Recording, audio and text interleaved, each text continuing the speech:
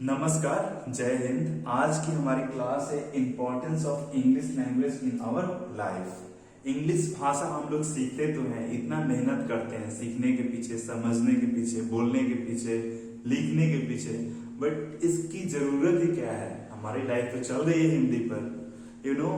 बहुत सारी जगह है जहां पर हम लोग एक लैंग्वेज से पीछे पड़ जाते हैं और वहां हम लोग कोशिश करते हैं अदर लैंग्वेज में कम्युनिकेट करने का, और फिर हम लोग अपने आप को कोसते हैं कि काश हमको ये भी लैंग्वेज आता। ठीक है, जैसे हम बिहार में रहते हैं तो बिहार का डोमिनेंट लैंग्वेज भोजपुरी और हिंदी है, लेकिन कहीं कहीं किसी किसी टाइम पे लगता है कि यार हमको अगर अंग्रेजी आता तो मजा आ जाता। तो देखो क्या क्या इंपॉर्टेंस है हमारे लाइफ में। इंटरनेट, जैसे आप इंटरनेट ऑपरेट कर रहे हो, इंटरनेट की तो भाषा अंग्रेजी ही होती है। वैसे बहुत सारी भाषाएं में अब आ गई हैं जो गूगल पे और डिफरेंट डिफरेंट एप्लीकेशंस पर आप हिंदी, बंगाली, तमिल, बहुत सारी भाषाओं में ऑपरेट कर सकते हो। बट जो मेन भाषा है वो इंग्लिश में। आप ही बताओ, आप हिंदी में इंटरनेट चलाते हो? नहीं ना, मोस्ट ऑफ द टाइम आप अंग्रेजी में चलाते हो। तो इंटरनेट की भाषा अंग्रेजी है। टेक्नोलॉजी की भाषा हमेशा अंग्रेजी रहती है। टेक्नोलॉजी, साइंस, जैसे आप इसरो में चले जाओ, नासा में चले जाओ, वो लोग जो भी कम्युनिकेट करता है एक दूसरे से आसपास में, कोई भी कंप्यूटर से प्रोग्रामिंग कर रहा है या कुछ भी भेज रहा है या रिसीव कर रहा है, तो वो सारा अंग्रेजी में होता है। वहां पे हिंदी बहुत कम यूज करता है लोग। और दूसरी बात है क्योंकि डिफरेंट डिफरेंट रीजन से लोग आते हैं, कोई साउथ इंडिया से है, कोई नॉर्थ इंडिया से है, कोई नॉर्थ ईस्ट से है, कोई आउट ऑफ कंट्री है, तो सबका एक कॉमन लैंग्वेज बन जाता है, वो है कौन? इंग्लिश। उसके बाद देखो सुप्रीम कोर्ट में जो हमारा अंदर का चलता है कन्वर्सेशन, वो अंग्रेजी में ही होता है। पूरा ऑपरेशन अंग्रेजी में होता है, जो भी अंदर का चीजें हैं। ट्रैवलिंग में आपको इंग्लिश की बहुत ही जरूरत पड़ेगी।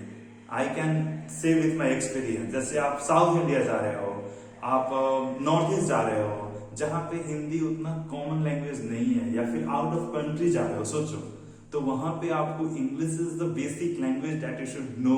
ओके, तो ट्रैवलिंग में बहुत इसकी जरूरत आएगी। उसके बाद जॉब्स में आप जा रहे हो तो English is the basic requirement ना हो। आप ये मैटर नहीं करता है प्राइवेट जॉब है या फिर आप सोचो ना कि अपना ही एक स्टार्टअप कर रहे हो, तो अलग अलग रीजन के लोग आएंगे, अलग अलग रीजन के कस्टमर को आप अट्रैक्ट करोगे। तो साउथ इंडिया के जो कस्टमर्स हैं उसके लिए आपके पास दो विकल्प है, एक इंग्लिश सीखना है और एक तमिल सीखना है। तो आप बताओ कौन सा लैंग्वेज प्रेफर करोगे सीखना, इंग्लिश या तमिल? आप पे डिपेंड करता है। इंग्लिश आपको थोड़ा बहुत आता है, पहले से थोड़ा बहुत तो आता ही है, हर कोई को आता है, क्योंकि हम लोग शुरू से जैसे क ख ग घ पढ़े हैं वैसे ही ABCD पढ़े हैं साथ में, तो सबको आता है। बस एक कॉन्फिडेंस की जरूरत है कि yes I can and I will, तो उसी की जरूरत है। जॉब्स में, इंटरव्यूज में आपको इंग्लिश ही आने वाला है। जैसे मोस्ट ऑफ द इंटरव्यूज आजकल ऑपरेट इंग्लिश में ही हो रहे हैं। आप मतलब एक्सेप्शनल जो है, जो हिंदी में, वो भी UPSC लेता है, आपको ऑप्शन देता है। जो छोटे मोटे जॉब है उसके लिए आपको इंटरव्यू देना पड़ रहा है, तो इंग्लिश डोमिनेंट लैंग्वेज है वहां पे। ऑफिस में, अगर ऑफिस में बहुत ही अच्छे अच्छे लोग हैं और कुछ प्यारी प्यारी लड़कियां हैं, तो वहां तो सब कोई चाहता है कि I would and I will impress her with my language skill, with my communication skill. तो ऑफिस में बहुत जरूरत पड़ने वाली है आपको अंग्रेजी भाषा की।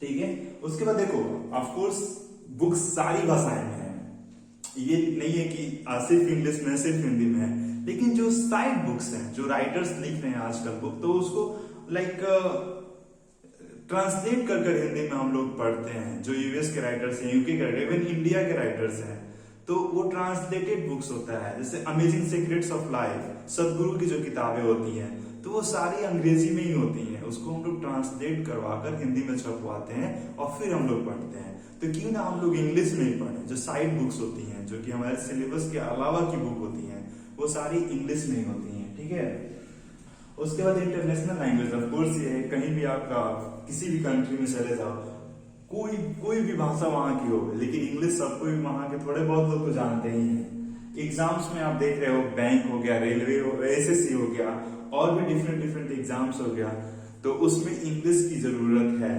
ठीक है। उसके बाद एंटरटेनमेंट, कब तक आप बॉलीवुड बॉलीवुड बॉलीवुड देखते रहोगे? इससे अगर आगे जाओगे, इससे अगर निकलोगे, हॉलीवुड वगैरह आप यूके यूएसए की मूवीज वगैरह देखोगे, वहां के वेब सीरीज वगैरह देखोगे, तो सारी वेब सीरीज इंग्लिश में है। तो उसके लिए एंटरटेनमेंट, मतलब entertainment is a broad kind of mindset. तो अगर आप बॉलीवुड से निकल कर जा रहे हो बाहर, तो वहां तो अंग्रेजी की जरूरत है ना आपको समझने के लिए उस चीजों को। नहीं तो फिर आप डब देखो, जैसे हम लोग साउथ मूवीज देखते हैं, डब होता है, वैसे हम लोग क्यों ना डायरेक्ट मूवी देखें यूएसए की, हॉलीवुड की डायरेक्ट मूवी देखें यूके की। तो उसके लिए एंटरटेनमेंट के लिए हमारी जरूरत है। और last but the most, confidence. एक कोई भी लैंग्वेज आप सीखते हो ना, तो अंदर में एक फील आता है, कॉन्फिडेंस आता है। तो that is the most important thing. इसके लिए सीख लो यार, कॉन्फिडेंस के लिए। आपको एकदम बता रहे हैं, कॉन्फिडेंस मजा वाला आने वाला है।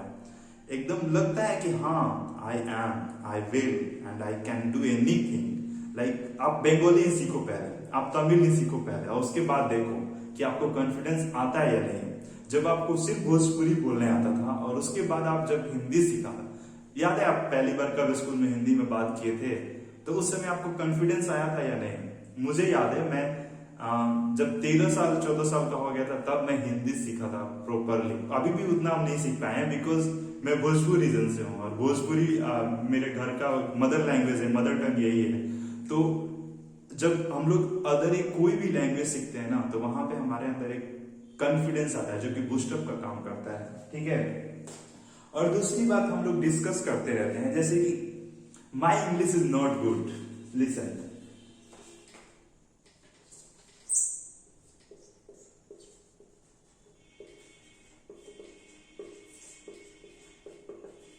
इंग्लिश, ठीक है। और एक होता है माई English is not good. Sorry, देखो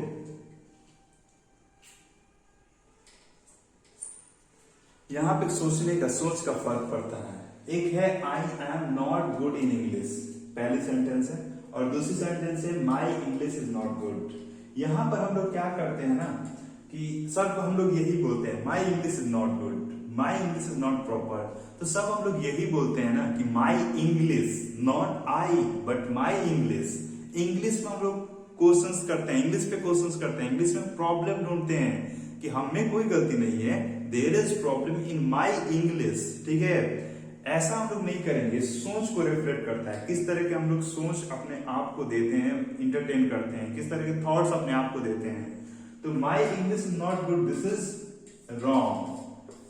आई am not good in English, let's take the blame of our self. मैं अच्छा नहीं हूं यार, हम इंग्लिश पे क्यों ब्लेम करें? इंग्लिश एक ही होती है। जो इंग्लिश आई है ना, हर जगह आई ही होता है। ये यूएस में जाकर ना बी नहीं हो जाता है, आई ही रहता है, यू ही रहता है। ये कहीं और जाकर ना योर नहीं हो जाता है, ठीक है। हर जगह यही रहता है, यू ही रहता है। तो सब जगह की इंग्लिश और सबकी इंग्लिश एक ही है, बट प्रॉब्लम क्या है, हम में है, और हम उसको देखे, समझे और उसको हटाए, उस प्रॉब्लम को। तो आज का क्लास यहीं पे समाप्त होता है, लेकिन हम लोग आज समझे, क्या समझे कि importance of English language in our life. हमारे लाइफ में इंग्लिश लैंग्वेज का क्या इंपॉर्टेंस है, इसको हम लोग एक एक कर समझे कि क्या, क्यों जरूरत है, क्यों सीखना चाहिए। और चलो एक एक दिन कर हम लोग रोज अंग्रेजी भाषा को सीखें। लगभग 2 से 3 महीना आप दे दो, after that your English will improve, okay? You don't have to hesitate in speaking. You would speak confidently, very confidently. So see you. जय भारत।